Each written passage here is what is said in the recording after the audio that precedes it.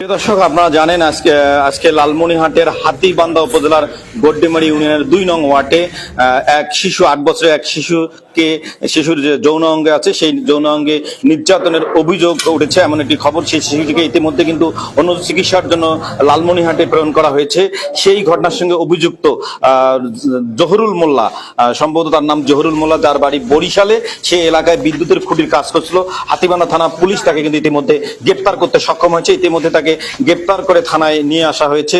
আপনার সেই দৃশ্য দেখাচ্ছে। আপনাকে জানিয়ে রাখি যে শিশু আসিয়াকে নিয়ে যখন সারাদেশ উত্তাল, যখন শিশু আসিয়াকে আমরা হারিয়েছি, ঠিক তখনই লালমনিরহাটের হাতীবান্ধার গড্ডিমারি ইউনিয়নের ২ নং ওয়ার্ড দোয়ানি এলাকায় ৭ বছরের এক শিশুর যৌন অঙ্গে নির্যাতনের অভিযোগ করেছে এই জহুরুল মোল্লার বিরুদ্ধে। আমরা জানতে পেরেছি যে ওই শিশুর মা বাড়িতে ছিল না। এই সুযোগ বুঝে সে বাড়ির ভেতরে ঢুকে সেই মেয়ের প্যান্ট খুলে তার যৌন অঙ্গে কোনো শক্ত জিনিস দিয়ে আঘাত করেছে, এমন একটি আমরা তথ্য নিশ্চিত হয়েছে। আমরা দেখছি যে তাকে ইতিমধ্যে হাতীবান্ধা থানায় নিয়ে আসা হয়েছে। হাতীবান্ধা থানা পুলিশ ইতিমধ্যে কিন্তু এই যৌন নির্যাতনের অভিযুক্ত জহুরুল মোল্লাকে গ্রেপ্তার করেছে। আমরা তার অন্য পরিচয় জানতে না পারলেও তার বাড়ি যে বরিশাল, এটুকু আমরা প্রাথমিকভাবে নিশ্চিত হয়েছি।